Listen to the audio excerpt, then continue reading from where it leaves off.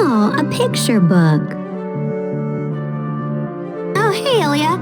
Yeah, there was a picture book stuck in between the skill books. I remembered it from back when I was a kid, so I wound up reading it again. Are there any legends or fairy tales passed down in your world, Ilia? Oh, of course, lots of them. Really? Like what? I'd love to hear some. Okay, let me think of one you would like, Millie. How about the story of a poor little girl who winds up getting married to a handsome prince? Ooh, a prince. That sounds great. Hope I still remember it all. Once upon a time, there was a pretty, sweet girl who lived with her father, her stepmother, and her 2 older stepsisters. The girl's father died of an illness one day, and after that, her stepmother and stepsisters began treating her like a maid. Wickedly abused by her stepmother, the girl was made to wear rags like a peasant. Oh, that's terrible. Poor girl. Then one day, an invitation arrived from the castle. The prince was holding a ball to seek a bride for himself. Ooh, a ball? How romantic. The girl wanted to attend the ball, but her wicked stepmother laughed at her.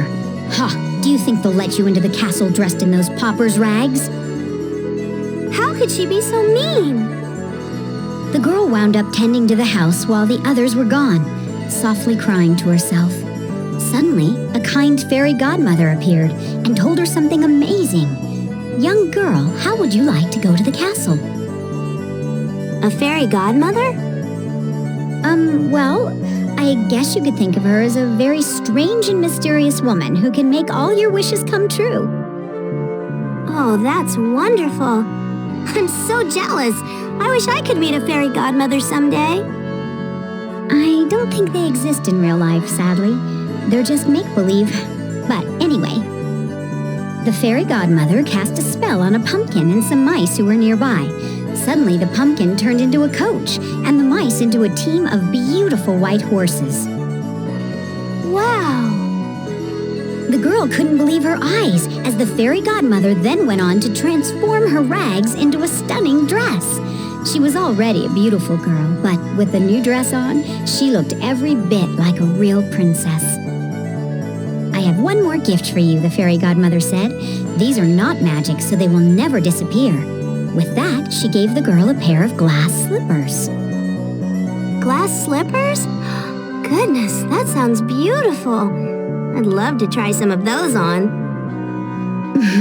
I bet you would. I doubt there's a girl in my world who hasn't fantasized about that. Anyway, the fairy godmother followed up the gift with a stern warning. My magic will fade away at the stroke of midnight. Make sure you return home not a single moment later. So it all disappears at midnight? I thought magic lasted forever. When the girl reached the castle, the other guests couldn't help but sigh at her dazzling beauty. The prince fell in love with her at first sight, and he immediately offered to dance with her.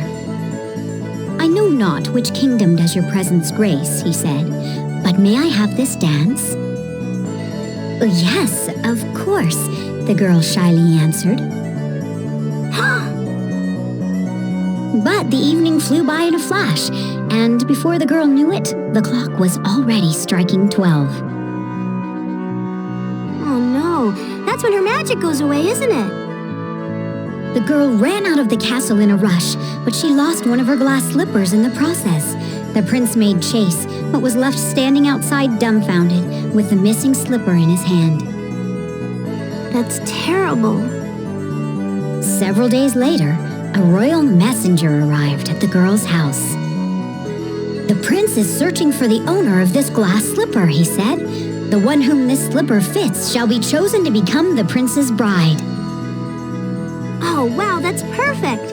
There couldn't be anyone else who'd fit in that slipper, could there? Ah, but the wicked stepmother and stepsisters locked the girl away from the messenger.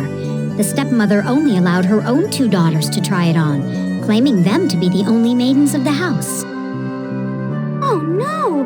How could she?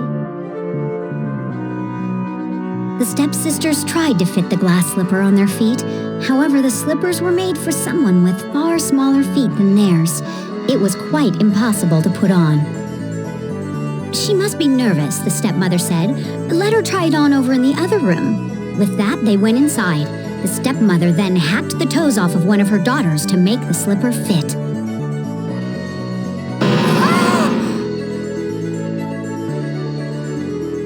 The stepsister put the slipper on her smaller foot and went back to the messenger. This must be the one, the messenger exclaimed, excitedly whisking her away from the house. Just then, however, a little bird exclaimed, "She's a fake!" The messenger took another look and was shocked to find that the glass slipper was covered in blood. Ew, I don't like stuff like that. Oh, but there's still more, Millie. Giving up on the stepsister, the messenger decided to return to the castle. Suddenly, he heard someone exclaim, "Wait!" Amazingly enough, it was the girl, still locked inside the house.